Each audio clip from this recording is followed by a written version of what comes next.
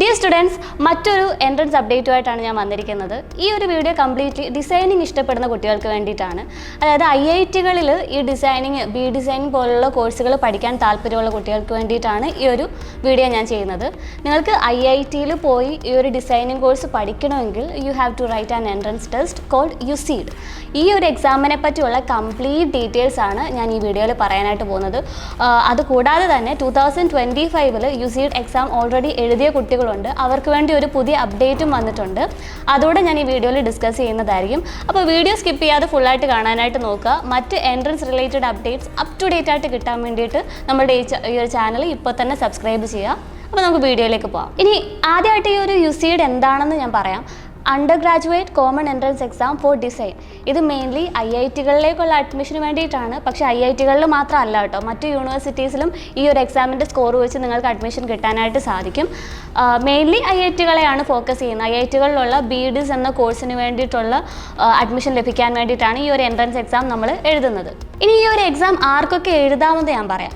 അതായത് ഇപ്പോൾ 2025 എക്സാം കഴിഞ്ഞു. ഇനി 2026 എക്സാം വരാൻ പോകുന്നത്. 2025 ജനുവരി 19 ഈ ഒരു എക്സാം കഴിഞ്ഞത്. ഇനി നെക്സ്റ്റ് ഇയറിലായിരിക്കും ഈ ഒരു എക്സാം വരുന്നത്. അത് ആർക്കൊക്കെ എഴുതാമെന്നുള്ളത് നമുക്ക് നോക്കാം. അതായത് 2026 എക്സാം എഴുതാൻ പോകുന്ന കുട്ടി 2025 പാസ് ഔട്ട് ആയ ആളോ അല്ലെങ്കിൽ 2026 പാസ് ഔട്ട് ആവാൻ പോകുന്ന ആൾക്കോ 2026 എക്സാം എഴുതാനായിട്ട് പറ്റത്തുള്ളൂ. അതാണ് ഒരു USEEDൻ്റെ പ്രത്യേകത എന്ന് പറയുന്നത്.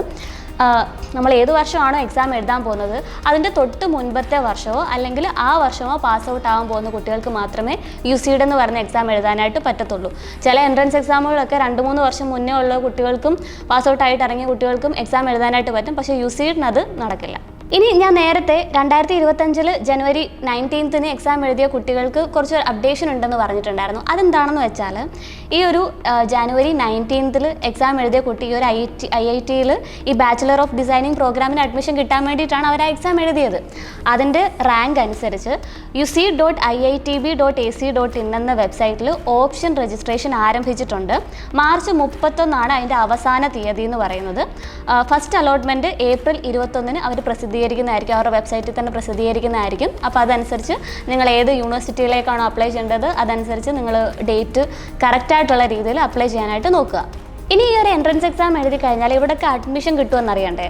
6 IITകളിലാണ് മെയിൻലി ഈ ഒരു എക്സാം എഴുതി നിങ്ങൾക്ക് കയറാനായിട്ട് പറ്റുന്നത്. അതായത് അതിൽ 3 IIT യൂണിവേഴ്സിറ്റീസിൽ സയൻസ് സ്ട്രീം നിർബന്ധമായിരിക്കണം. ബാക്കി 3 നിങ്ങൾ സയൻസ് ആണെങ്കിലും കൊമേഴ്സ് ആണെങ്കിലും ഹ്യൂമാനിറ്റീസ് ആണെങ്കിലും കുഴപ്പമില്ല. ആ ഒരു യൂണിവേഴ്സിറ്റീസ് ഏതൊക്കെയാണെന്ന് നമുക്ക് നോക്കാം. ഗുവാഹട്ടി, റൂർക്കി, ജബൽപൂർ എന്നീ 3 സ്ഥലങ്ങളിലാണ് നിങ്ങൾക്ക് സയൻസ് സ്ട്രീം വേണം എന്ന് നിർബന്ധമുള്ളത്.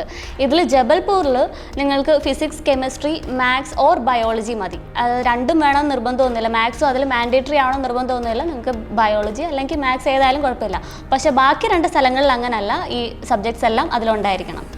ഇനി സയൻസ്, കൊമേഴ്സ്, ഹ്യൂമാനിറ്റീസ് അങ്ങനെ ഇതിൽ ഏത് സ്ട്രീമിലുള്ള കുട്ടികൾക്ക് അപ്ലൈ ചെയ്യാൻ പറ്റുന്ന പ്ലേസസ് എന്ന് പറയുന്നത് ഡൽഹി, ബോംബെ, ഹൈദരാബാദ് ആണ്. ഇതിൽ നിങ്ങൾക്ക് നോൺ സയൻസ് ആയിട്ടുള്ള കുട്ടികൾക്കും ഈ ഒരു 3 യൂണിവേഴ്സിറ്റീസിൽ ഈ ഒരു എൻട്രൻസ് എക്സാം എഴുതി പാസ്സായി കഴിഞ്ഞാൽ നിങ്ങൾക്ക് അപ്ലൈ ചെയ്യാനായിട്ട് സാധിക്കും. ഈ ഒരു 6 പ്ലേസിൽ കൂടെ നമുക്ക് ടോട്ടലായിട്ടുള്ളത് 225 സീറ്റുകളാണ്. ഇനി സീറ്റ്സ് കുറവാണെന്നും പറഞ്ഞുകൊണ്ട് എക്സാം എഴുതാണ്ടിരിക്കേണ്ട. ചില കുട്ടികളുണ്ട്, ഈ സീറ്റിൽ ഞങ്ങൾക്ക് എന്ത് കിട്ടാനാണ്, ഞങ്ങൾക്ക് ഇതിൽ സീറ്റ് കിട്ടാനൊന്നും പോകുന്നില്ല എന്ന് പറഞ്ഞ് ഡീമോട്ടിവേറ്റഡ് ആയിട്ട് ആ ഒരു എക്സാമിനെ അങ്ങ് എഴുതാതിരിക്കുന്ന കുട്ടികളുണ്ട്. നിങ്ങൾ നല്ല രീതിയിൽ പ്രിപ്പയർ ചെയ്താൽ ഇതൊന്നും ഒരു കുഴപ്പമില്ലാണ്ടായും. നീറ്റ്, JEE പോലുള്ള എക്സാംസ് അത്രയും ലക്ഷക്കണക്കിന് കുട്ടികൾ എഴുതുന്നു, അതിനപ്പോൾ എനിക്ക് സീറ്റ് കിട്ടില്ല എന്ന് പറഞ്ഞ് എഴുതാതിരിക്കുന്ന കുട്ടികളും ഉണ്ട്. അതൊന്നും നിങ്ങൾ ചിന്തിക്കേണ്ട. നിങ്ങൾ വേണ്ട രീതിയിൽ പ്രിപ്പയർ ചെയ്ത് കഴിഞ്ഞാൽ നിങ്ങൾക്ക് ഏതൊരു എക്സാം ആണെങ്കിലും ലൈഫിൽ നിങ്ങൾക്കത് പാസ് ചെയ്യാനായിട്ട് സാധിക്കും. ഇനി ഈ ഒരു എക്സാമിൽ എന്തൊക്കെയാണ് ചോദിക്കുക എന്നുള്ളത് നോക്കാം. അതായത് 2 പാർട്ടാണുള്ളത്. പാർട്ട് എയും പാർട്ട് ബിയും ആയിട്ട് 2 പാർട്ട് ഓഫ് ക്വസ്റ്റ്യൻസ് ഈ ഒരു എക്സാമിന് ഉണ്ടായിരിക്കും. അതിൽ പാർട്ട് എയിൽ 3 ടൈപ്പ് ഓഫ് ക്വസ്റ്റ്യൻസ് ആണ് ഉണ്ടായിരിക്കുക. ഒന്നാമത്തേത് ന്യൂമറിക്കൽ എബിലിറ്റി ടെസ്റ്റ് ആണ്, NAT ആണ്. രണ്ടാമത്തേത് മൾട്ടിപ്പിൾ സെലക്ഷൻ ക്വസ്റ്റ്യൻസ് വരും. മൂന്നാമത്തെ MCQs, മൾട്ടിപ്പിൾ ചോയ്സ് ക്വസ്റ്റ്യൻസും ആണ് മൂന്നാമത്തെ. അങ്ങനെ 3 ടൈപ്പ് ഓഫ് ക്വസ്റ്റ്യൻസ് ആണ് ഈ പാർട്ട് എയിൽ ഉണ്ടാവുക.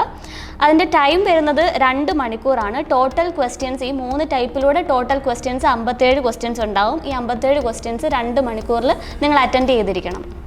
ടോട്ടൽ മാർക്ക് വരുന്നത് 200 മാർക്കിലാണ് ഇതിൻ്റെ പാർട്ട് എയിലെ ടോട്ടൽ മാർക്ക് വരുന്നത്.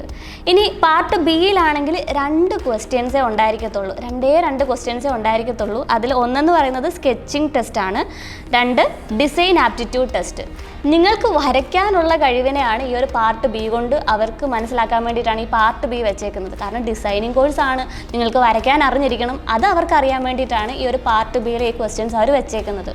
ഓരോ ക്വസ്റ്റ്യനും 50 മാർക്ക് വീതമാണ് ഉണ്ടാവുക. 2 ക്വസ്റ്റ്യൻസേ പാർട്ട് ബിയിൽ ഉണ്ടാകത്തുള്ളൂ. 50 മാർക്കായിരിക്കും ഒരു ക്വസ്റ്റ്യൻ്റെ മാർക്ക് എന്ന് പറയുന്നത്. പാർട്ട് എയിൽ അവർ ടെസ്റ്റ് ചെയ്യാൻ ശ്രമിക്കുന്നത് 5 കാര്യങ്ങളാണ്.